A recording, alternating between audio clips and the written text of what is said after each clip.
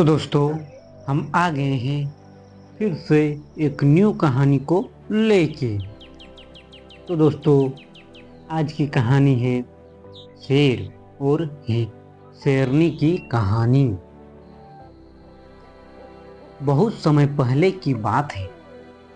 एक घने जंगल में एक बड़ा सा शेर और उसकी पत्नी शेरनी रहते थे।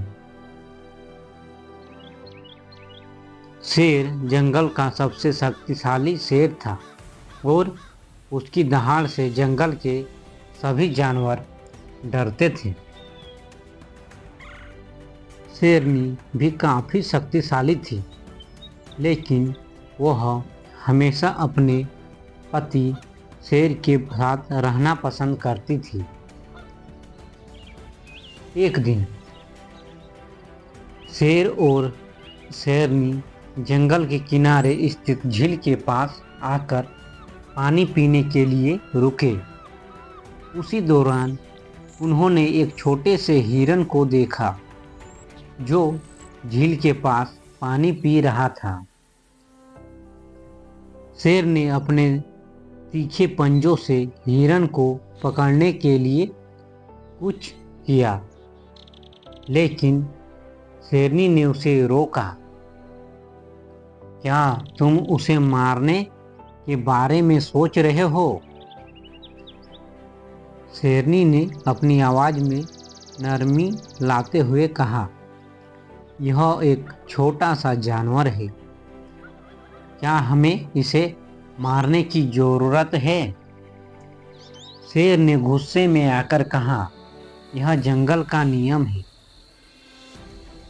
जो कमजोर है वह मारा जाएगा और मैं इसका शिकार करने के लिए ही यहाँ हूँ।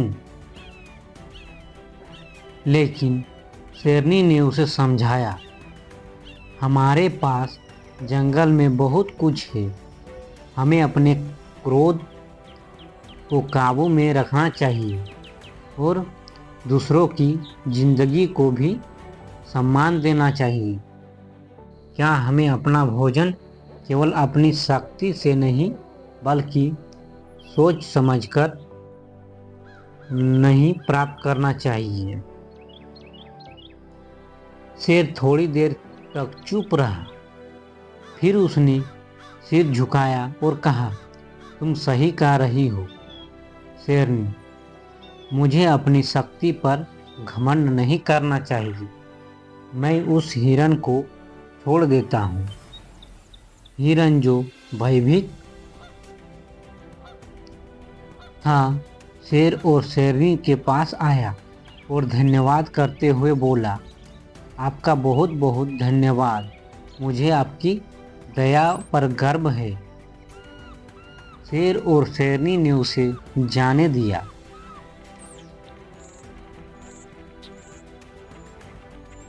और वे दोनों जंगल में वापस लौट आए। शेर को महसूस हुआ कि शेरनी की बातों में बहुत सच्चाई थी।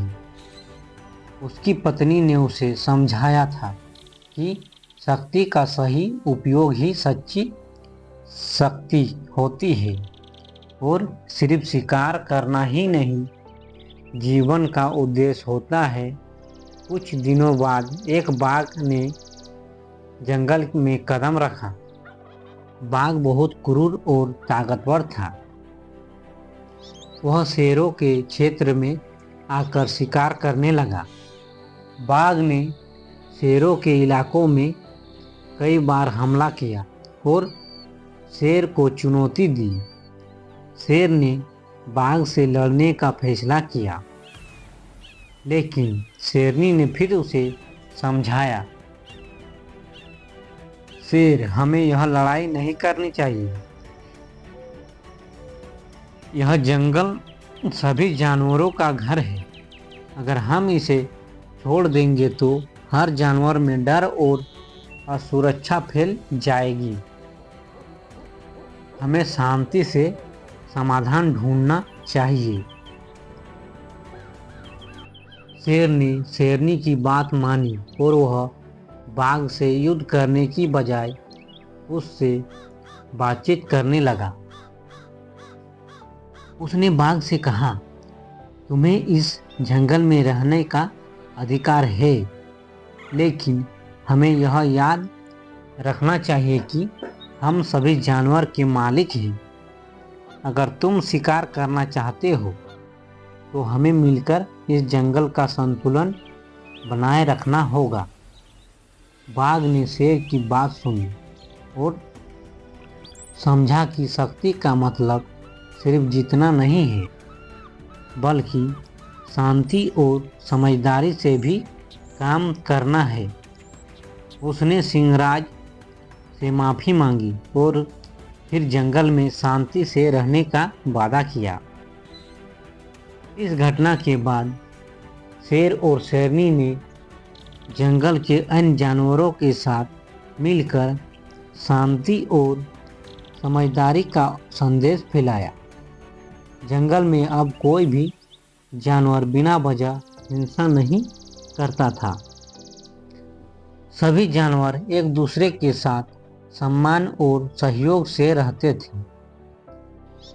शेर ने सीखा कि शक्ति का सही उपयोग तभी होता है जब उसे समझदारी और दया के साथ जोड़ा जाता है। शेरनी की सलाह ने न केवल उसकी जिंदगी बदल दी, बल्कि पूरे जंगल के जीवन को एक नई दिशा दी। शेर और शेरनी की यह कहानी आज भी हमें यह सिखाती है कि असली शक्ति में संतुलन, दया और समझदारी होती है। तो दोस्तों, कहानी अच्छी लगी है तो एक लाइक ज़रूर कर दीजिएगा। धन्यवाद दोस्तों।